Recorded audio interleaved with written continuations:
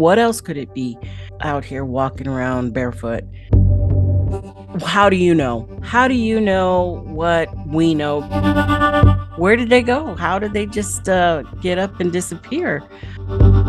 Hi, my name is Nikki Colon, and I've been in the Bigfoot community since around 2012, 13 is when I first started to really get into paying attention to everything that YouTube had to offer. I had also earlier been involved in, looking at all the blogs and stuff back in the early days. But yeah, when I got started from early on, as a kid, just being infatuated with cryptids and all that kind of sciencey stuff as well. But my mom had a love of books. So she would drag me to that library every week. And the first thing I would do would be to run downstairs to the kids section and try to pile on as many cryptid books, Loch Ness or Mothman or Bigfoot as I could carry. And that's, where the kind of the love of the subject came from. Um, but always went out camping. My mom and dad always took us out there. So I was never afraid to go out into the woods. We went out a lot, and it never really got to be any kind of problem, going out into the woods. It was just a love. It was something that was great to go out and be, one with nature, as they would say. But later, I ended up moving to South Korea with my husband. He's military. And we spent 3 years there. And there wasn't a whole lot of TV. So I took that dive into YouTube, and that's where that came from is I had really nothing else to watch except for like 9 AFN channels. So I just sat and listened to every podcast, which was initially, was just starting out. Um, and just learned everything I could possibly about Bigfoot and Sasquatch. And What that were some ended of up, those? What were some of the things that you learned during that time? well, the one thing that went to heart was that I tended to find the same pictures over and over and over, and I knew, that some of this stuff wasn't real. So that's really what spurred me on to learn more, was that, oh, I seen this picture before and I thought it was a hoax. So it would create this drive in me to look, start researching it and looking for the answers to pictures and videos that I felt weren't honest. And that's, the way I tended to look at things, is that I never wanted to say it was Bigfoot right away. I always felt like, well, is there any other answer? Is there any other thing this could be? And that's where I started, there. When I got back stateside, I had already developed a lot of friends and had started to get involved in different people's podcasts just as a guest. And that's where it kind of all started for me, was um, asking questions that a lot of people weren't asking. Why do you think it's a stick structure? What what proof do you have that it's a stick structure? Did you see the Bigfoot make the stick structure? And I was saying things that a lot of people weren't saying back then. So I ended up getting onto a lot of podcasts from there. But it was fun. I mean, for me, it was my hobby. It was that thing that, you know, I just like to spend a lot of time in.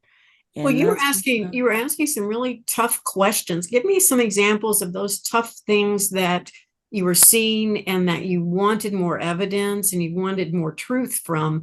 And what kind of answers, what kind of questions did you ask, and what kind of answers were you getting back? Sure. So during this whole process of learning more about Bigfoot, and I my belief in Bigfoot never came from the evidence. My belief came from encounter stories. Now I'm not big on encounter stories anymore because they after a while some of the stories tend to sound the same to me. I don't take that away from anybody. I think they're needed out there, but I just it didn't matter if the PNG film was real or not real. There comes a point where you have to set your beliefs, and mine was because I had personally met or interviewed somebody who had had a sighting, and I believed them, and that's where my belief came from. So I've kind of made myself to be a kind of an evidence skeptic where I tend not to believe a lot of the stuff that's out there. And it really won't, because pictures and videos are scrutinized so much these days, especially with AI, that we need more. We're going to need something more, and possibly a type specimen is probably going to be the way we're going to have to resolve that. But the tough questions for me were always, are you sure that's a print? Could it be a double bear step? What makes you think that this one print is an actual Bigfoot print? What makes you think that this stick structure was created by Bigfoot? There are so many other things out there that what we're calling evidence could be created by, that I never wanted to skew that and just say, well, what else could it be? Out here walking around barefoot. I bet you got some controversial discussions going out of that, because so many people that are out there in the field and they have that print and they have that structure picture, and and they're doing this a lot, going out in Oh the field, yeah. and they're bringing it back. What Oh, kind of things, absolutely. yeah, what kind of arguments were you getting from them about the authenticity of these things? Well, for the most part, it's the fact that at that time I wasn't a researcher. I wasn't I was an armchair researcher. And for many, you know, researchers or investigators, I tend to like to call them investigators, is that, how do you know? How do you know what we know? Because we're boots on the ground and you sit behind a computer. So that's the main argument that I would get about why, how do you know? You don't know. You will never know. You've never seen one. I've never seen a Bigfoot. So the thought is that you're immediately disqualified from knowing anything about Bigfoot if you're not boots on the ground, if you've never seen one, if you don't believe in alternative things that are happening, such as the paranormal side, you're disqualified because haven't had those experiences. So it sounds like So, they were able to dismiss you just based upon your oh yeah. personal experiences or lack of in the woods, right? Yeah, Yeah. yeah, pretty much. But I kept on. I mean, I was still liked for my skepticism, and people like to have me on to play that role as a skeptic, which is fine. I just like to talk about the subject. I'm good with getting the heat every now and then, and but that's where my show came about, is Mhm. after a while I had been asked by a couple different people, why don't you just do your own show? And I'm like, well, I don't know, I don't want to do an encounter show. I don't want to do a just researchers coming on because there's a lot of those right now. YouTube is inundated with those type of channels. And I said, well, if I did one, I would do one that really, I'm not sure how people would take it, because I want to talk about the stuff people don't like to talk about. And that's the hoaxes, the hoodwinks, the deceits in the community, and do my own take on it. Come up with whatever evidence I can find online, and talking to people about, stuff that's gone on in the community, and put it out there so that I could archive this information somewhere, so somebody new coming into the community could find it and not spend so much time sifting through some of the garbage. Well, let's talk a little bit about what you discovered with the hoaxes and how you are able to know when something is a hoax and when it is the real deal. Well, for my channel, I'm not um somebody who's going out and going after somebody just to go after them and tell, your stuff isn't real and I'm going to prove it. That's not wasn't the purpose of my show. It was to archive stuff that had already been discovered, and and that people were showing on, like, social media sites, Reddit, Facebook, whatever have you, and they're repeating the same pictures over and over and over, when I knew the answer to what that photo was. A good example is the creature from the giants, what was it? Creature of the giant sequoias. That picture makes its way into the community every year. Every year, somebody pulls up one of 20 shots from that documentary film and has questions about it.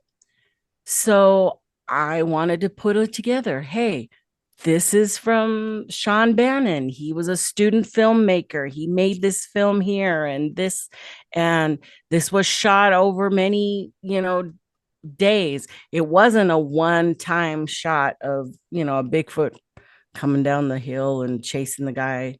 And I wanted people to know that kind of information. Mhm. So I wasn't sitting there debunking people. I'm just bringing information that's already out there in social media, in on the internet, and putting it into one place so that people could find it. So you did your homework, you did the research. Do you think that your early days of all the reading and knowing some of these things and just being invested in just being aware of so many things that are out there helped you to be able to do your show? Oh, definitely.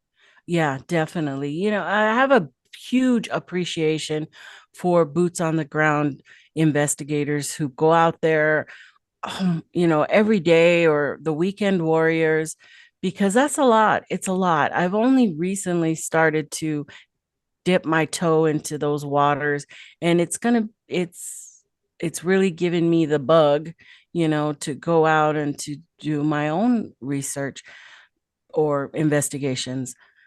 So, but knowing that there's answers, and people tend not to go look for any other answer other than just wanting to believe what they think they're seeing. That was my whole thing, is that I wanted people to know, hey, ask questions first. Why are you not seeing before and after pictures? Why are they not showing the rest of the video? Why are you getting a 5 second or 3 second little clip of something, and you're not asking the person, well, where's the rest? You know, what who else was with you? When did it happen? Um, who have you shared this with? There were a lot of little questions out there that I think people need to ask when they come across so-called evidence online, which is primarily just videos and pictures. What, more questions about it. You have one photo of a blob squatch in the woods, but nothing before it, nothing after it. And it, it will always, I always had questions about that.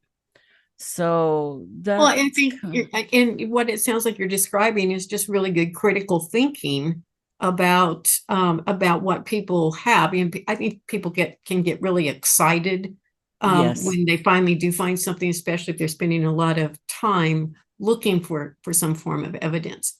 right. I know for our group that goes out occasionally and looks for things. We've never seen a Bigfoot, but we're just looking for some form of evidence. We try to combine evidence, multiple things, to be able to see if there is more evidence than just say a track or a footprint, or Hmm. that broken branch or something like that. To be able to have more than one thing that can back up what we're looking at. Yeah, yeah, yeah, absolutely. You have to do that, right? You have to go out and do that search. And yeah, I give it to those who are out there all the time trying to find their answers, including in the snow right now. I know many researchers like to search in the snow because it's easier to see tracks and stuff. Well, let's talk a little bit about what do you think Bigfoot is? Because that's a big one out there. There's so many Right. different opinions. I interview a lot of different people from different walks of life, different theories about Bigfoot. So, what is your take on that? That is a real controversial one. I it's hard to say, but I know that I think they fall. I don't believe it's Gigantopithecus. I don't think it's that rung of that ladder. Okay, of I think it falls somewhere else. I don't know where that is. It's hard for me to come up with they're human. Okay, for me, um, it lies somewhere else in between that life pattern of I don't know, maybe Australopithecus, or it's its own. I believe it's its own rung in the ladder for real. But It's flesh and blood, but but some flesh and form of blood. flesh and Oh blood. yeah, Yeah. absolutely. Yeah, I do believe they're flesh and blood. I have had my own paranormal experiences, so I know there is something out there that's weird that's going on. But at this point, I have not joined the two together. I don't believe, they zoom in and out of portals or coming out of trees or anything like that. I don't I've never had any type of mind speak happen. I hear about that all the time, but I don't know. I want to stay open minded about stuff like that. But right now, I'm just on that journey that I wish, there was some kind of solid evidence for the flesh and blood. Yeah, it's one of those things that until there is more like real physical evidence, it's really hard to say. It Because is. I do probably over half of the interviews that I've conducted do talk about some form of unexplained, either lights or orbs, or almost like an electrical energy coming off of these creatures, the eyes emitting a glowing light, and that's kind of odd too. Right. Disappearing. I mean, whether they just move quickly and they're gone and our Yeah. eyes can't see that, or are they actually poof, disappearing? That those are all iffy things, and of course our perception can play tricks on us as well. Oh, for sure, for sure. There's those questions. Why is there always just one print? Where did they go? How did they just get up and disappear? Um, why can you always hear them and not see them? You hear about people hearing about bluff charges and not being able to see where it was coming from, or rocks just getting thrown and not seeing the origin of that. So there's a lot of unanswered questions out there. I think we will find the answers. I don't know how soon we will, but you've got a lot of dedicated investigators out there, so That's maybe true. hopefully soon. Yeah. There are a lot of really dedicated investigators out there. And on getting back onto, this kind of the unanswered questions about a lot of the paranormal aspects of Bigfoot. Um, some people see them just black and white physical being, it's just right there. They hear them, they see what's generating that sound. And like you said, the unexplained part is all of this horrific sound that sounds like they're just tearing up the woods or the campsite or whatever. Yeah, And then they go to look for evidence of what in the world that could possibly have been, and there's absolutely nothing. And that seems very odd to me. it is. It really is odd. Uh, you never, we don't know, right? It's this elusive creature that over 50 years have gone by, 50 what, 3, I don't know, since P&G film, and we don't have anything as good as that. What is Our your tech take on that film? What is your take on the PNG film? I'm probably 70-30 that it's real. I go back and forth over different issues about the film, but I, like I said before, I never based my belief in Bigfoot from the PNG, like many do. Okay, many feel that that is the Bible, that is the ultimate catch right there. And for me, I could see it either way. I absolutely could see points on both sides of the spectrum. I think it's great. I mean, it's a classic, and but it really, I'm right down the middle. I don't like the way the face looks. I don't. I think if it is a costume, that is the best costume ever, because I know full and well that stuff made in the late 60s were not great. I mean, and that would be great, right? And why couldn't it be duplicated? And there's a lot of questions that I have about it. So I go back and forth on it, but it's not as important as I think people make it out to be. I think It's they're a looking for validation, don't you? I think it Yeah, validates if they already believe in Bigfoot, and then they're looking yeah. for something to validate. I know the first interview I did was with Scott Nelson on Mm-hmm. the Sierra Sounds. Mm. And when I put that out there, it just like Zoom took off. And I had to, I knew nothing about Bigfoot before that interview. So, it wasn't like I was out to prove anything or to do Yeah. anything Bigfoot related even. But as that took off, everyone kept asking me, why do you think that was so successful? And the only thing I could conclude was people were seriously looking for validation. And Mm-hmm. that gave them something that seemed a little more concrete.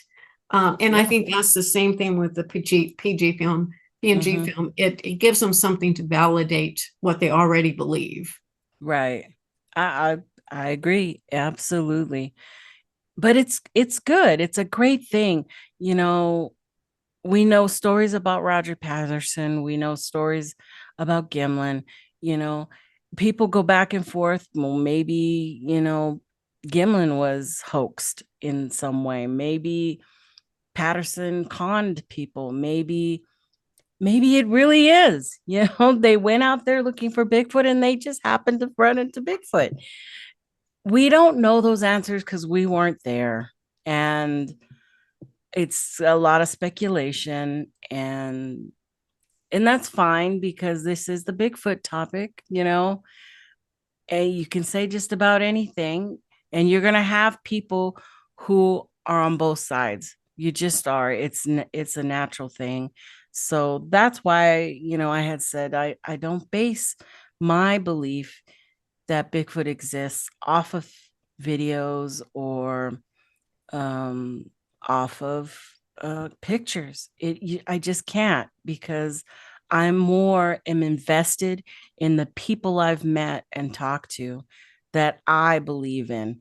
Now, if they come out and say, "Well, I hoaxed you," that'll be very disappointing for me, for sure.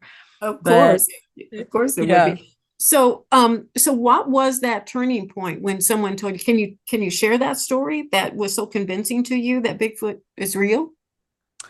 Well, I've had a lot over the time, but I think the in say the last 3 4 years, the Jay Birch story is an amazing story, and I say that because I was able to go out to the site and see where he had his sighting and encounter, and it blew me away because in the beginning when I first heard his story, I was like, God, I had so many questions, like why couldn't you see this, or if you had a bluff charge, why couldn't you see it coming at you?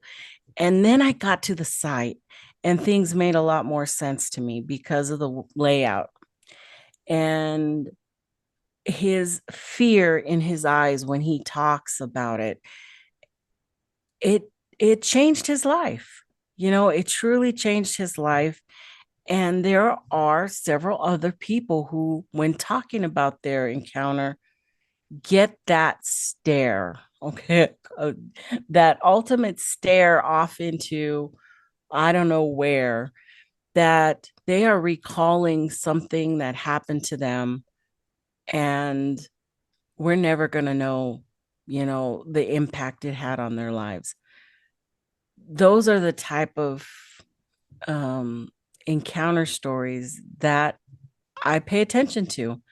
If I can see that um, in a person when they're telling their story, that makes me believe more. And yeah, it's a story, it's their encounter, but those things make me keep on going. But his is really strong, his encounter story for me. And I've also interviewed a gal here in New Mexico that took me to her sighting spot. And that was an amazing interview as well. And her attention to detail when describing this Bigfoot as it ran past her was amazing and chilling. Like, ooh, you saw the muscles, you saw, as it was running away, you saw her description was, of this well built model type body. And she says, I had to jump out of the truck so I could see it keep on running away because I didn't believe what I was seeing. And so it's stories like that, they stick with me. And she saw something. I know she saw something. I know Jay saw something. And there's more, there's some more stories out there, that encounter stories that, get you going. But that's why they're so popular too, because they give people feeling of um being included in somebody's life for that, little instant of that story. Right. The details really make the story Right. when a person is experiencing that. And I think that's the success of those firsthand accounts. And because people want to be there, and they're just regular people telling a story. This Right. is what happened to me. So that those do seem to be rather popular. So in your skepticism and your questioning and critical thinking about analyzing all of this, what do you think is the most important critical point when we're thinking in terms of Bigfoot? In terms of thinking of Bigfoot, I just want people to take a step back before um, announcing that it's Bigfoot, right? I think there's so many things out there in the woods and in the forest making sounds. You hear coyotes, you hear wolves and other type of animals, and to critical think is to not make Bigfoot the first thing. It's not, it shouldn't be the first thing. It should be the last thing on your mind when hearing sounds and things that are happening out there. Now we know that probably bears and coyotes don't throw rocks, so something with hands probably does that. But is it really?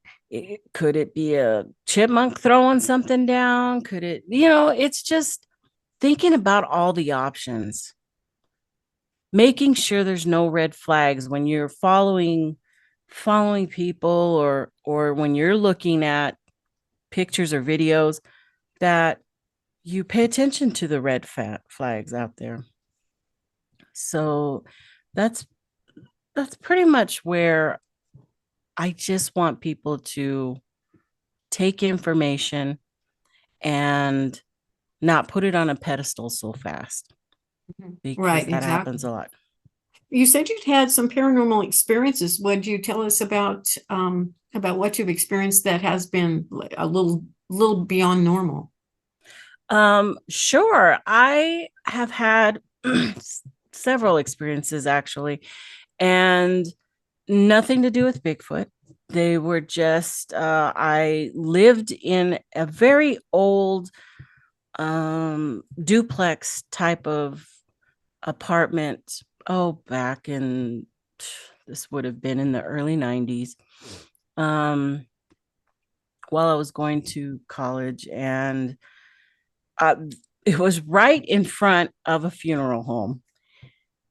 And I think that there was something there in that home, because we had a lot of weird stuff happen, including all the drawers and cabinets in the kitchen would just be open. You'd come home and everything was open, all the cabinets, the drawers, everything.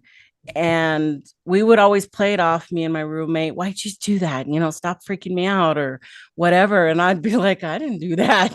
I go, I thought you did that. The water turning full blast on out of nowhere. It was an old building, so we always, just wanted to brush it off as old pipes, pressure in the pipes or whatever. But it seemed that on days that that funeral home would burn, um it weird things like that would happen. And to the point where at one point we were in the kitchen cooking, and my friend turned and the cabinet door swung open and knocked him in the head, drawing blood. It was so forceful. And he turned to me and said, "Why did you do that?" I go, "I didn't do anything. I'm over here cutting up vegetables. I was not anywhere near you."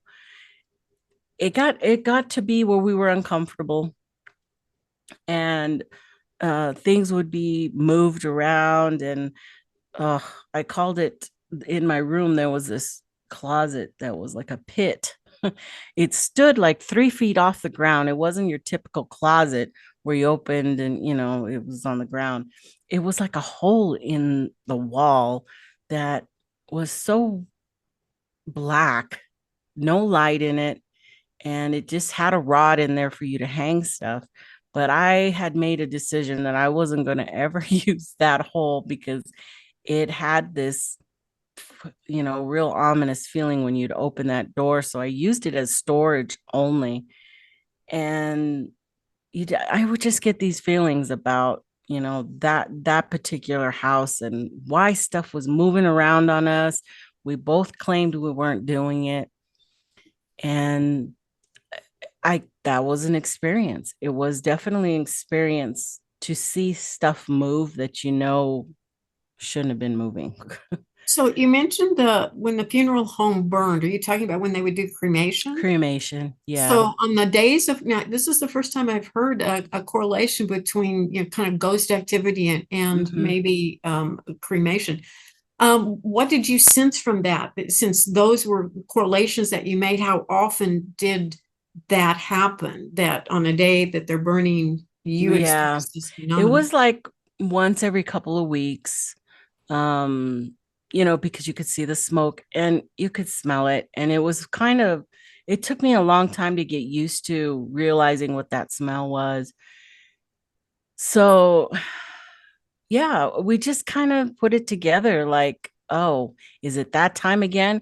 We were young, we were making kind of jokes about it at that time. It wasn't something serious for us, We weren't home a whole lot either. You know, we both were going to school. We were both had semi, full-time jobs, 30 hours a week around. So we weren't home a lot. We would do a lot of late night cooking where we would come home past 10 and find ourselves, okay, in the kitchen. And that's when stuff seemed to happen when we were, in there doing last minute cooking, and things were just weird in that kitchen, which is the side that faced directly to the funeral home. So I don't know if we just psyched ourselves out or created that, it Did just you ever, seems. were you ever witness to anything moving in the house, or did it always just happen when no one was present? Yeah, in the near the end, that kitchen, the chairs would kind of move a little bit, and but the water would come on. You would shut the water off and tighten it, and it would just pop right back on right in front of you. It was yeah. We left. We ended up not renewing our lease. I'd say about 4 months. It was only about 3 or 4 months, and we decided to not stay there anymore. So, It sounds um, remarkably like someone that I knew that owned a pub.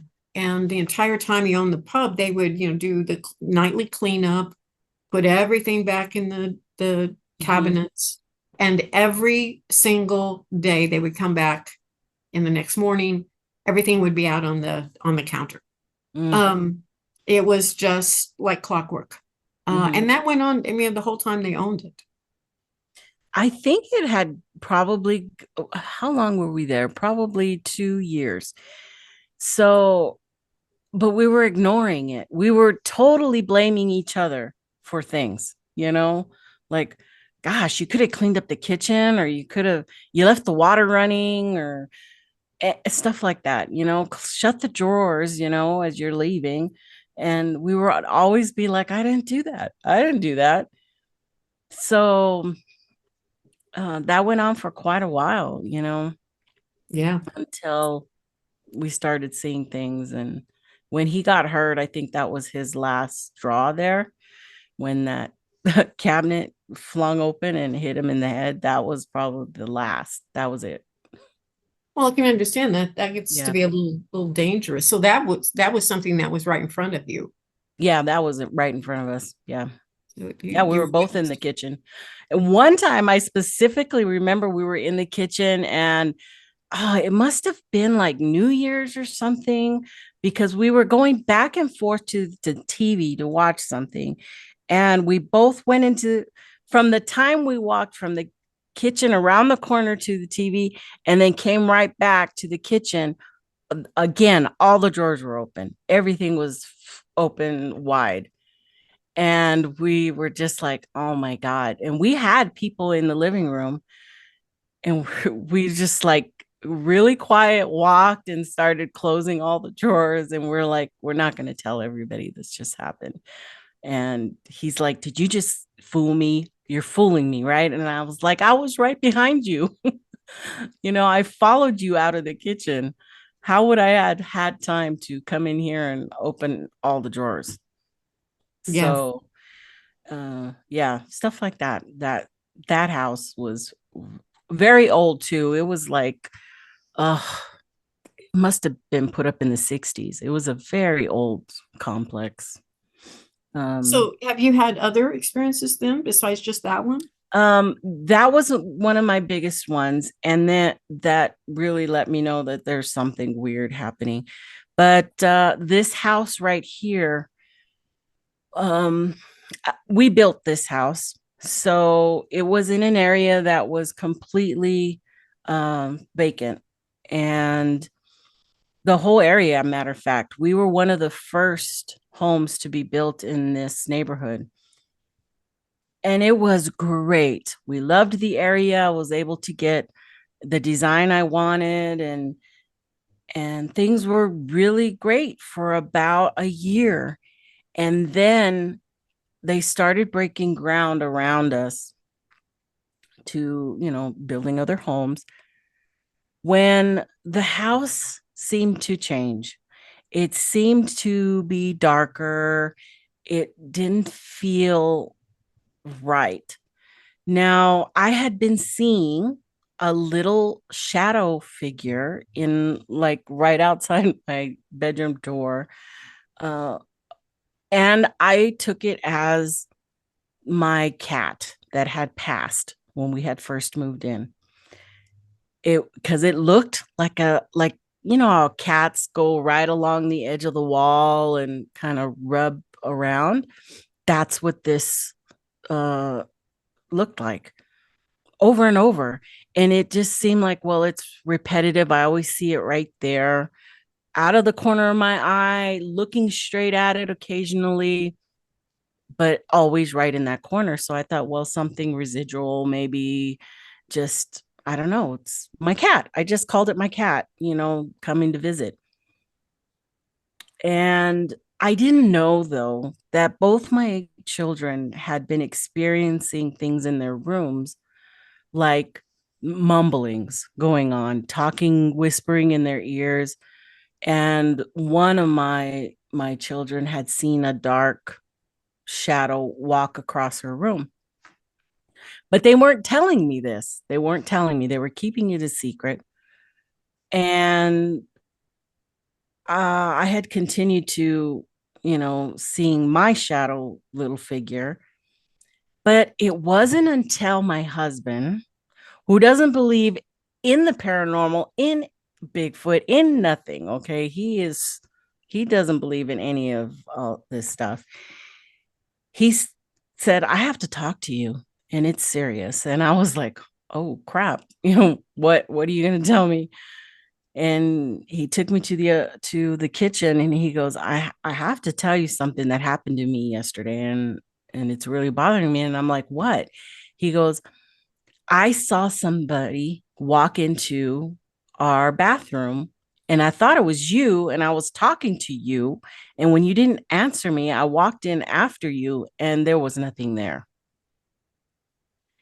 And I go, really? And yeah. And then I heard you in the kitchen and you were in the kitchen, but I saw you through the mirror walk, or actually, he said, I saw someone. He didn't say he saw me, he just assumed it was me. I saw somebody walk into our bathroom, clear as day, just a figure walk in, is fast. And I thought it was you, and there was nobody there. And I'm like, wow, okay. Well, then I told him about my little shadow cat. And I guess the kids heard us kind of talking about something, talking about it, and they came forward and said, "Oh my God, Mom, I hear somebody whispering in my room at night." And I was like, "Oh, okay. So maybe something happened. Maybe something got stirred up when they were breaking ground behind us." This is supposedly Native American land that we're on here originally. Um, so maybe something got stirred up. And that very night, I was watching TV in the bedroom and it was about 10 or 11. My husband was still at work. At that time he worked late, and I felt something come on to top and hold me down. Literally, I could feel the fingers grab my arms and was holding me down. And it didn't take very long. I couldn't talk, I couldn't scream, I couldn't see anything on top of me, but I felt like fingers grasping my arms and holding me down. And I went, "Oh Lord, what is happening?" I said, "Oh Lord," and it let go. And uh, I was fine. And I got up and I shook it off. And I was like, what the heck just happened? Was maybe I was just falling asleep. You know, you get that temporarily paralysis there. And maybe I was just starting to fall asleep. But I can remember everything that was going on the TV. So I didn't believe I was falling asleep. I was watching the news, and that happened. The next day, we ended up uh, blessing the house, and everything stopped. Most everything stopped. The feeling in my room, the darkness, all that went away, and um, I think most of the stuff in my kids' room stopped. I don't know. I still feel I occasionally see the cat shadow, but yeah, I had to bless the house, and they opened the window up, and we opened a window up and kind of blessed each room, and that was an experience. And it only lasted like 2 months, the whole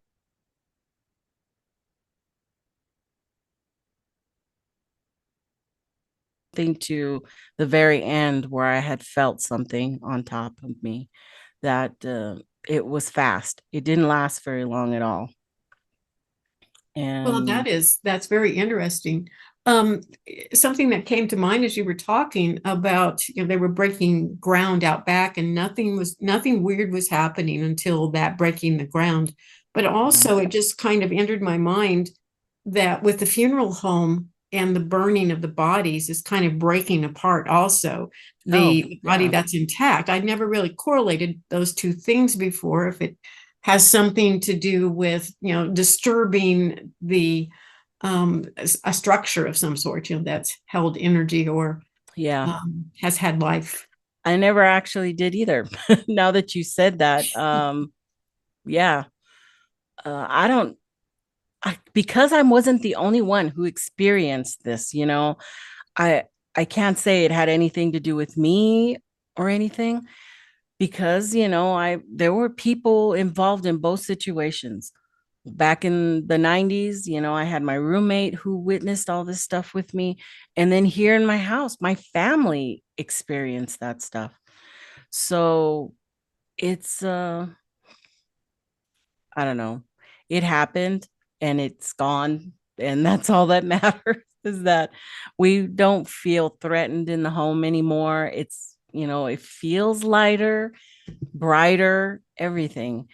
And now the whole area is completely built up. We have neighbors now all the way around us, and the whole division is full. So I don't know. That was my only reason, is that, man, this house was perfect, and then people come digging around, and now it's kind of gotten weird over here.